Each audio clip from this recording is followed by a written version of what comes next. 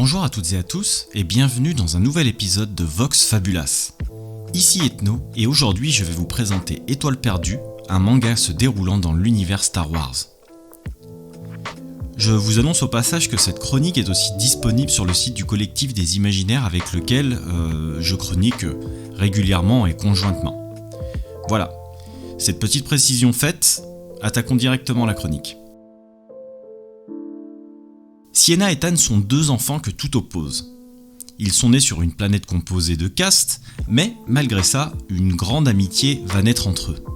Les événements vont leur faire rencontrer l'amiral Tarkin, et à partir de ce moment, les deux enfants vont se faire une promesse, celle de rentrer au service de l'Empire.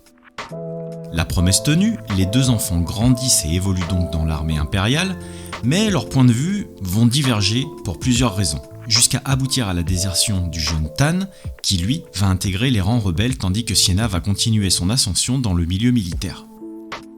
Comment se terminera donc cette histoire d'amitié qui peu à peu s'est transformée en amour? Vous le découvrirez rapidement en lisant ces 3 tomes d'Étoile perdue de Yasaku Koniyama et paru chez Nobi Nobi. Commençons donc par le commencement. C'est vraiment très cool de retrouver des événements et des personnages présents dans le ou les films, parce que l'histoire couvre en réalité bien plus qu'un seul film, et j'avoue que ça a grandement participé à mon immersion dans la lecture. Au niveau du récit, on a beaucoup affaire à du flashback. J'ai trouvé ça suffisamment important pour en parler, bien que ça ne gêne en rien le déroulement de l'histoire et de la lecture. C'est simplement que l'histoire est construite comme ça, et que ça nous permet de prendre à la racine l'histoire des deux protagonistes principaux. On les suit donc du coup depuis leur enfance jusqu'à leur vie d'adulte, et c'est d'ailleurs pour moi l'élément central de cette histoire. Cette relation est plus importante que tout, puisqu'elle permet de mettre en avant le dualisme dont l'auteur veut nous parler. Le dualisme se manifeste pour moi comme ça. Ça commence déjà avec le sexe des personnages, donc on a un homme et une femme, la caste que leur famille occupe à leur naissance, puisque sur leur planète il y a des classes riches et des classes pauvres, donc là je simplifie vraiment le truc. Rapidement on aura leurs idéaux, et on aura même, en poussant un petit peu la réflexion, leurs sentiments qui sont un peu confus passé un moment, et où l'amitié se confond avec l'amour, pour qu'à un moment l'auteur tranche avec ça, en les faisant pleinement basculer dans l'amour. Et ensuite, on aura leur appartenance à un groupe qui est donc l'essence même de l'univers Star Wars, à savoir la rébellion et l'Empire. Donc voilà, c'est un couple que tout oppose, pour ne pas dire que tout sépare plutôt, mais qui tient bon malgré tout. Petite parenthèse pour conclure avec leur relation, j'ai apprécié que l'auteur donne une direction à leur relation, parce que du coup ça laisse pas le lecteur avec le cul entre deux chaises. C'est-à-dire qu'on a une relation bien définie, et personnellement ça a rajouté pour moi un élément de tension, de savoir les sentiments qu'ils avaient l'un envers l'autre, dans les scènes d'affrontement notamment. Car oui, en fait on est clairement dans un univers Star Wars, et il y a des affrontements, au sol, en vol, vous connaissez le topo quoi.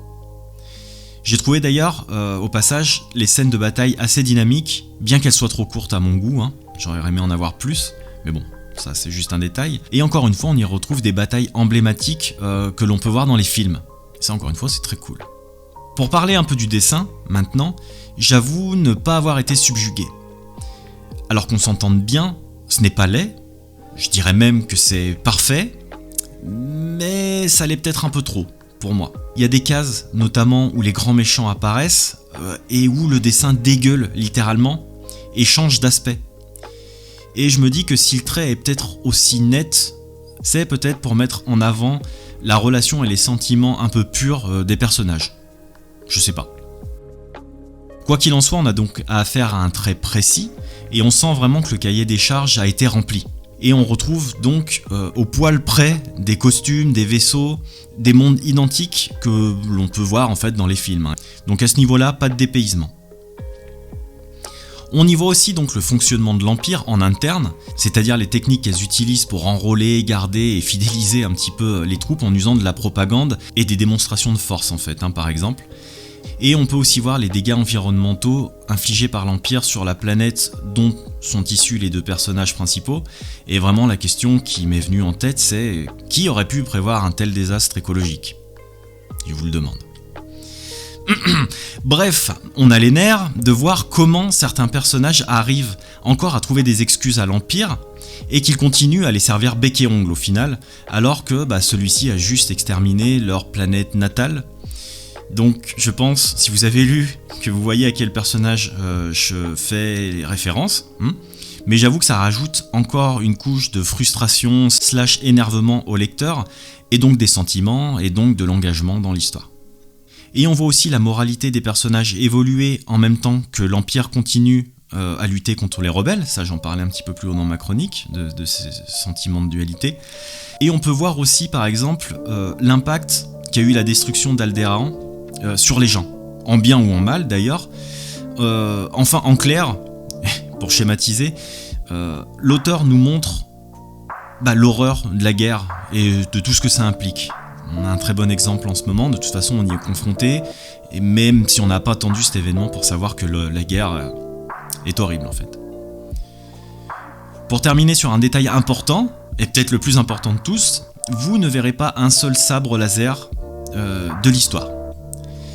Pour faire un parallèle avec un film, on serait plus du côté de Rogue One que sur l'Empire contre-attaque par exemple. Les batailles se font à coups de blaster, de chasseurs taille, et c'est aussi l'occasion de voir de gros vaisseaux de guerre. Et ça, c'est vraiment excellent. Mais je pense que c'est une précision importante pour les personnes qui voudraient voir des gros duels de sabres ou quoi que ce soit. Désolé, il n'y en a pas. Donc pas vraiment de défaut, si ce n'est que j'aurais aimé voyager un petit peu plus. On est dans un Star Wars, ce qui est à la base un planète opéra, et je trouve que ça manque un peu de ça. L'histoire des deux personnages prend vraiment beaucoup de place, et du coup ça occulte un petit peu l'aspect essentiel de la licence, mais sinon ça reste vraiment une très bonne sortie pour ma part, et je pense personnellement les garder parce que j'ai passé vraiment un très très bon moment. Voilà, j'espère que cette chronique vous a plu. Si c'est le cas, n'hésitez pas à la partager. Vous pouvez me retrouver sur Twitter et sur toutes les plateformes de streaming, ainsi que sur le site du collectif, comme je le disais en début de chronique. D'ici là, prenez soin de vous, merci de m'avoir écouté, et à très bientôt.